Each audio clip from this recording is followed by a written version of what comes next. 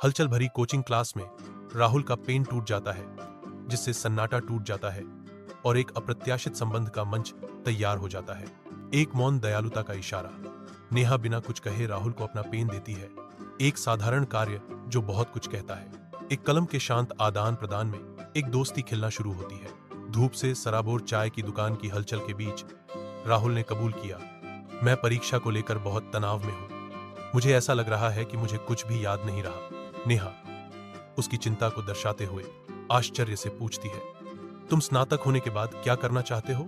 राहुल एक software engineer बनने के सपनों से प्रेरित होकर प्रतिस्पर्धी परिदृश्य के बीच अपने डर को व्यक्त करता है, जबकि नेहा एक लेखिका बनने की इच्छुक अपर्याप्तता के बारे में अपनी चिंताओं को साझा करती है। साझा भेद्यता के एक क्षण में राहुल नेहा को आश्वस्त करता है, हम कर सकते हैं, हम एक दूसरे का समर्थन करेंगे। उम्मीद और दृढ़ संकल्प की एक चिंगारी को प्रज्वलित करते हुए नेहा उसके अटूट समर्थन से सुकून पाकर अपनी कृतज्ञता व्यक्त करती है। धन्यवाद राहुल, मुझे नहीं पता कि मैं तुम्हारे बिना क्या करती।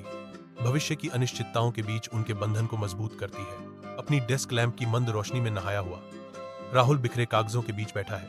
उसकी निगाह दूर चिंतन और शांत निराशा के भंवर में खोई हुई है। राहुल का आंतरिक अशांति तब सामने आती है जब वह लगभग अनसुने ढंग से स्वीकार करता है, मुझे लगता है कि मुझे नेहा से प्यार हो रहा है। उसकी महत्वाकांक्षाओं का भार उस पर आ गिरता है जब वह सवाल करता है, लेकिन मेरे करियर का क्या मैं दोनों को संतुलित कर सकता हूं? सालों बाद भाग्य एक जीवंत पुस्तक मेले में पुनर्मिलन का आयोजन करता है, जहां रंगीन स्टालों के माध्यम से धूप नाचती है।